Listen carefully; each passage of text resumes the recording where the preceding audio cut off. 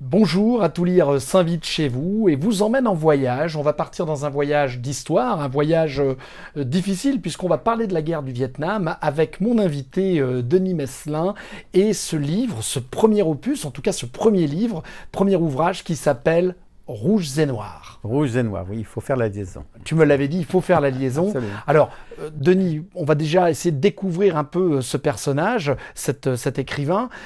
Tu as été, il me semble, dentiste pendant de nombreuses années en Polynésie. Oui, oui, plus de 40 ans. Hein, Alors, donc, ce parcours, on peut en parler, parce que c'est au contact des Polynésiens qui te connaissent. Oui, beaucoup me connaissent autour de la cathédrale de Papeete, mais ils me connaissent, oui, effectivement. Et tu as même été, je crois, président du Conseil de l'Ordre. J'y suis toujours président. Et toujours, voilà, donc dans l'actualité. Ça fait presque 30 ans maintenant. Alors, qu'est-ce qui fait qu'un jour, en dehors de sa profession, on se met à écrire? Quelle a été cette volonté d'écrire un ouvrage? Alors, je dirais que c'est au départ, c'est parce que j'avais toujours eu envie d'écrire sur cette histoire.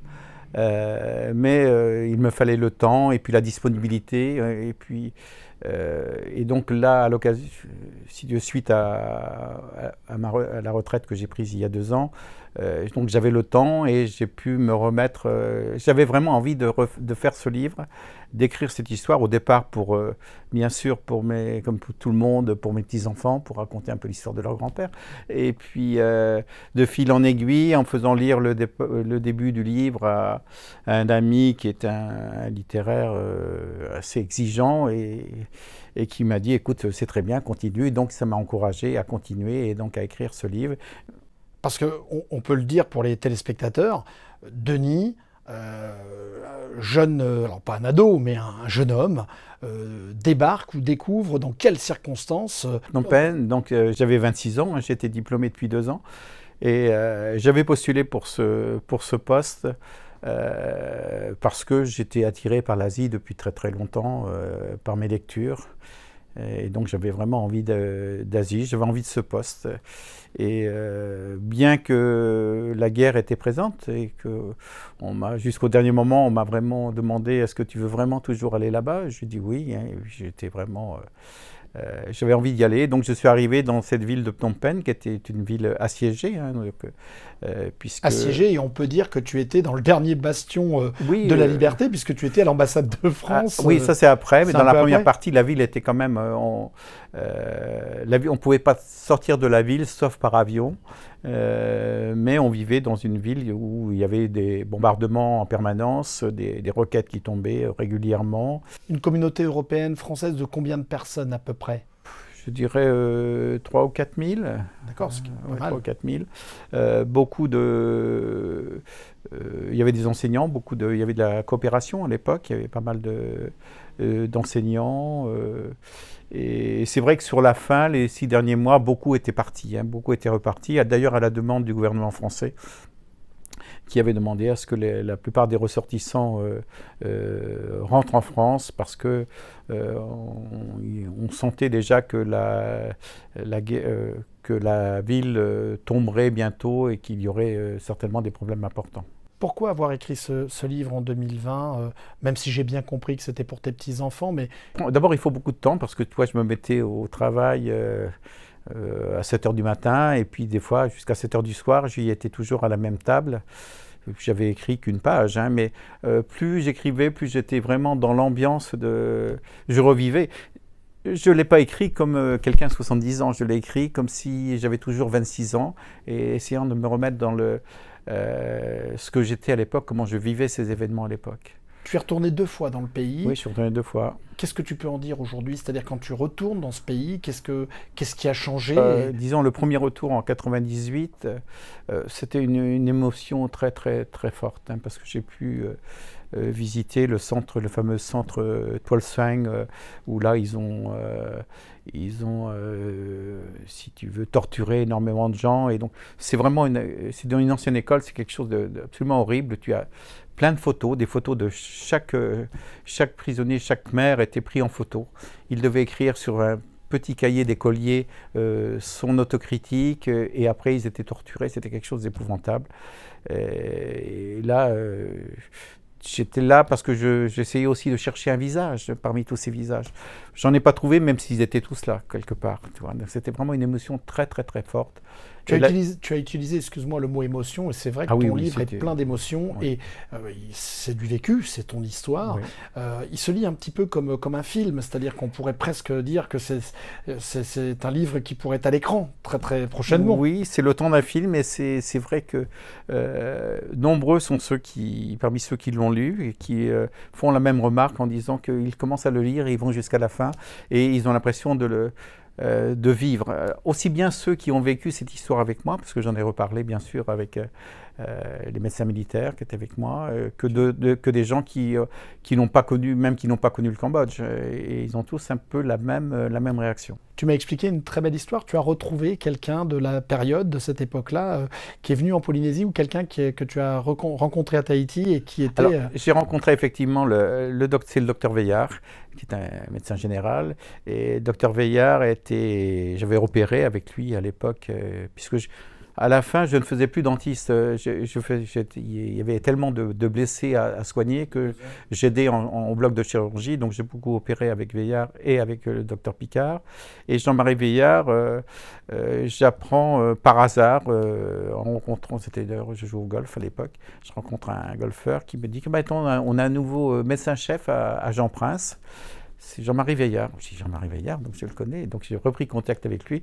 Depuis, on a gardé un très très bon contact. Et c'était le dernier médecin général, directeur de Jean-Prince. Et il a fini sa carrière comme inspecteur général au Val-de-Grâce, en France. La pochette de ton livre, en tout cas, montre une femme. Oui. Le rôle des femmes dans ce pays en guerre est un rôle très important, d'après ce que tu m'expliquais en coulisses. C'est-à-dire qu'il y avait, dans les bataillons de Khmer Rouge, il y avait donc ils arrivaient, quand ils sont arrivés dans la ville de Phnom Penh, qu'ils ont prise et qu'ils ont vidé. Il faut se rendre compte qu'en 72 heures, ils ont vidé 2,5 millions de personnes, toute la population qui était dans Phnom Penh. Quand je dis tout le monde, c'est tout le monde. Il n'y avait plus personne qui restait valide, invalide, tout le monde s'est retrouvé sur les routes. Et donc arrivé, si tu veux, la première journée, la deuxième journée, des petits groupes de Khmer Rouge, par groupe de 10 à 12. Il n'y avait que des garçons ou que des filles. Et les filles, elles étaient aussi habillées aussi en noir. Et puis tu as ramené d'ailleurs avec toi, on peut peut-être le montrer à la caméra, parce que c'est un symbole fort. C'est un krama. C'était le symbole de cette révolution Khmer Rouge, qui était une révolution paysanne. Donc d'idéologie communiste, beaucoup aidé par la Chine de Mao d'ailleurs.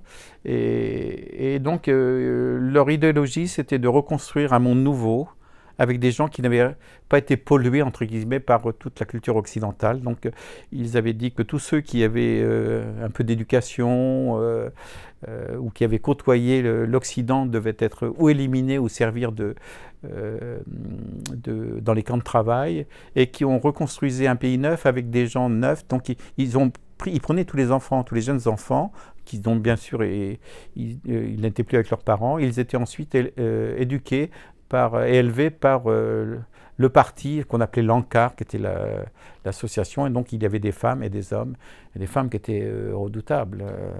Lors de tes voyages, finalement, puisqu'il y a toute une génération qui sera sacrifiée finalement dans ce contexte-là, tu as retrouvé dans l'état d'esprit politique, social, on sent encore cette empreinte, cette marque de non, ce passage. Aujourd'hui, c'était une volonté d'oubli. Quand je suis donc ils essayent de tourner la page véritablement. Oui, il faut savoir que le dirigeant actuel, Hun Sen, était quand même un ancien Khmer Rouge, même s'il était du côté vietnamien, mais après, il était au départ avec les Khmer Rouges du côté vietnamien, et c'est avec les Vietnamiens qui sont venus en 79 chasser Pol Pot de Phnom Penh et reprendre le pouvoir. Et depuis, Hun Sen est au pouvoir.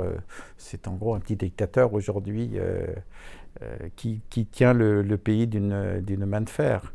Alors forcément, tu as écrit ce livre. Qu'est-ce que ça a changé fondamentalement, ce passage de vie, ce petit bout d'histoire dans ta vie? Qu'est-ce que ça a changé chez toi? Je dirais que je sais pas, c'est pas une thérapie, mais c'est vraiment... il y avait beaucoup de choses qui étaient enfermées, si tu veux, qui ressortent, même si j'avais vraiment envie d'écrire ce livre depuis longtemps. Mais de l'écrire, de le mettre sur papier, de le revivre, tout ça fait ressortir beaucoup d'événements, beaucoup d'émotions, énormément d'émotions. qui pourrait peut-être expliquer le pourquoi, l'envie d'écrire sur cette période-là, alors que tu aurais pu aussi écrire sur la Polynésie avec les Polynésiens, parce que tu as un parcours, quand même, le métier de dentiste, c'est aussi des échanges et du partage avec la population. C'est moins fort, disons que peut-être qu'un jour ça un deuxième livre peut-être sur cette période de vie. C'est quand même la Polynésie, c'est après le Cambodge de cette époque-là, c'était quand même la douceur de vivre. C'est une qualité de vie, un plaisir de vivre, des gens souriants, un pays agréable, un pays, je veux dire, où il y a une certaine lenteur et une douceur de vivre. Donc la question arrive juste après, l'envie d'écrire un autre ouvrage à la suite sur une autre thématique, autre chose sur d'autres parties, oui. D'autres parties, je pense, après le Cambodge et avant la Polynésie, quand même des parcours sur l'Asie toujours qui sont d'histoire et de voyage. Des histoires et de voyage, oui.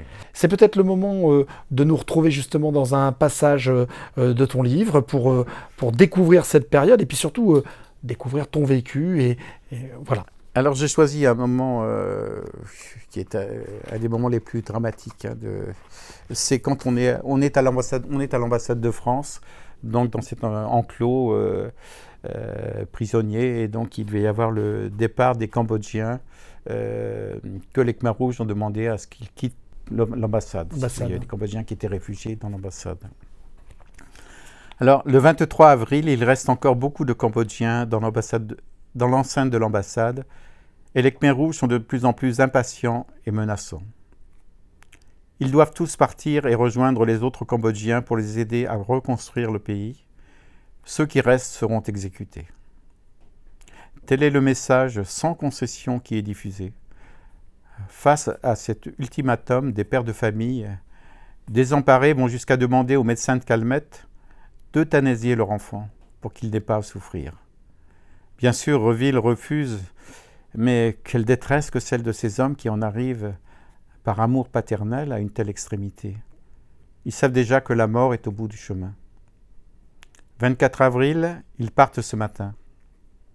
Ils sont alignés là, tous, sur 5 rangées, devant le bâtiment du centre culturel, un petit baluchon posé à leurs pieds. Le docteur Reville leur a fait remettre quelques médicaments contre la dysenterie.